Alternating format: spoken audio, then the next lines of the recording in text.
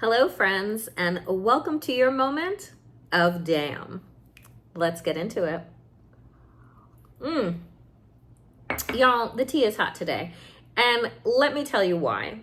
Because right now, there are stories going around based on NPR's initial reporting about Donald Trump's visit to Arlington Cemetery.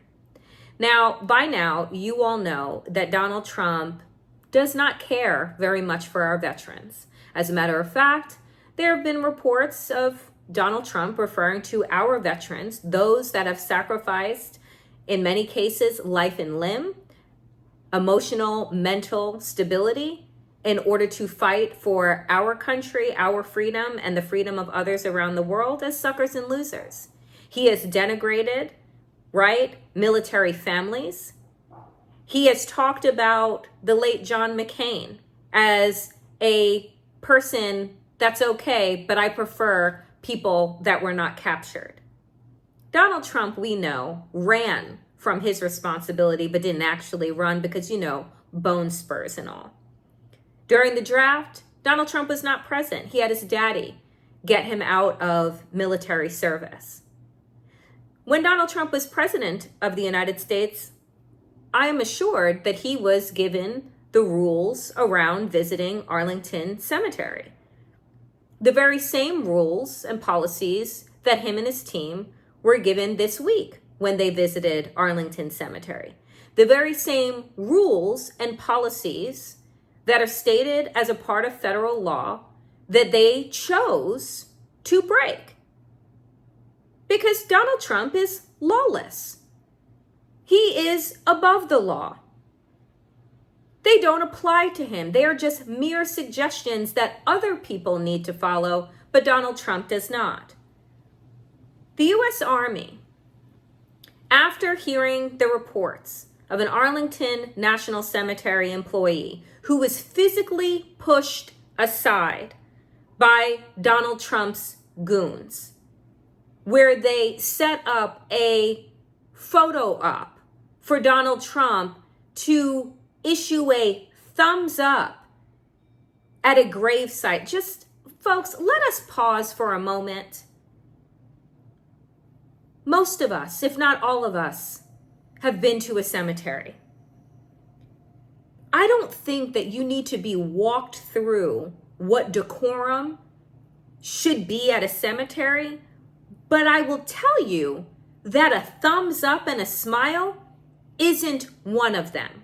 That's something that someone who is a psychopath or depraved would do. So it makes sense then that Donald Trump, a man who requires his own DSM-5 designation, does. Nonetheless, as these reports were coming out, what did his team try and do? They tried to talk about the lack of professionalism on the part of this Arlington National Cemetery employee. They tried to smear her in the way that we know that Donald Trump has done to people who cross his path that he does not like. So the U.S. Army did something that they rarely ever do, which is issue a statement. And I want to read a part of that statement that they released. Because for anyone who is a veteran, who is the family member of an active military person or a veteran, for anyone that has deep gratitude and immense respect for those who choose to defend us at home and abroad, what Donald Trump and his goons did should be a disgrace and a disqualifier. But we know that political norms no longer exist, thanks to that man coming down the escalator those horrible, long 8 years ago. But this is what the U.S. Army said, and I will read it to you. This incident was unfortunate, and it is also unfortunate that the ANC employee and her professionalism has been unfairly attacked.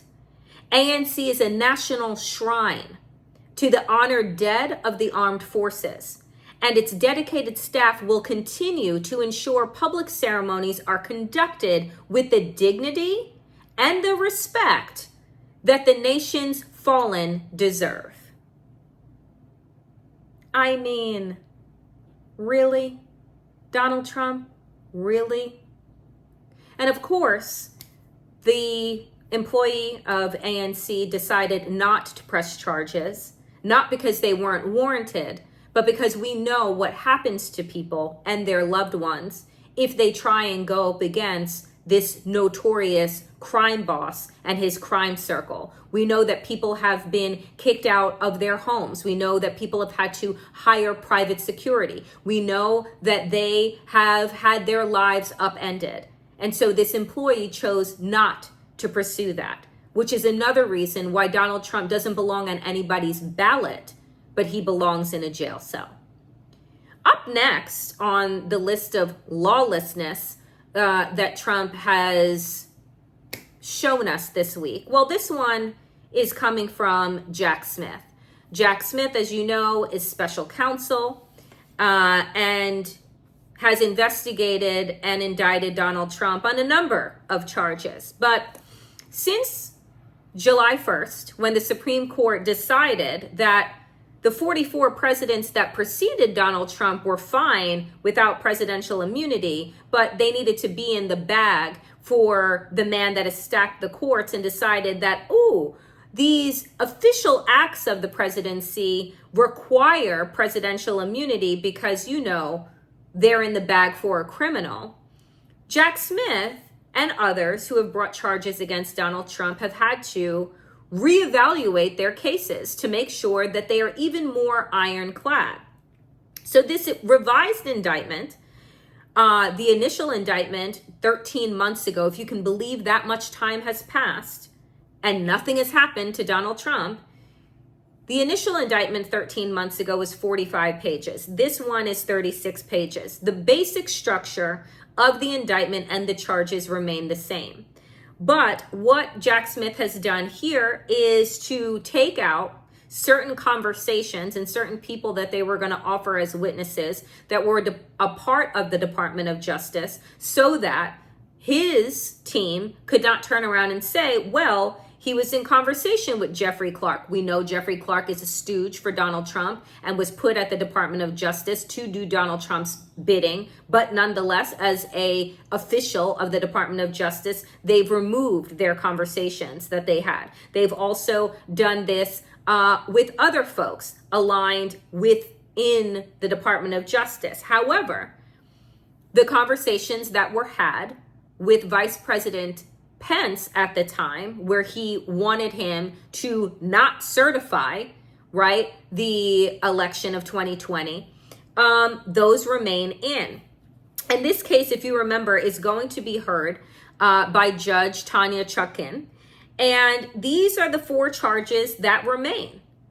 So I want folks to understand this. One count of conspiracy to defraud the United States, 2 counts related to the efforts to obstruct the vote certification, and 1 count of conspiracy to violate civil rights. This man should not be on anybody's ballot. But in less than 70 days, friends, he could be commander-in-chief again. And that, to me, is absolutely wild, that there are Americans who hear these truths and choose to live on earth too. But what I know to be true, and what I continue to say here, is that Donald Trump will become increasingly dangerous the more desperate that he becomes. Because the only way that this case, for instance, and the others that he is fending off go away is if he becomes president of the United States again. So there is a lot at stake, not only for us as a nation and our democracy and the globe, but for Donald Trump himself, because becoming president again, thanks to the Supreme Court, would be his ultimate get out of jail free card. These are things that we have to pay attention to, that we have to take into account. Now, while I'd love for this Arlington Cemetery story to be the story that we are hearing about and more details and hopefully seeing full video soon.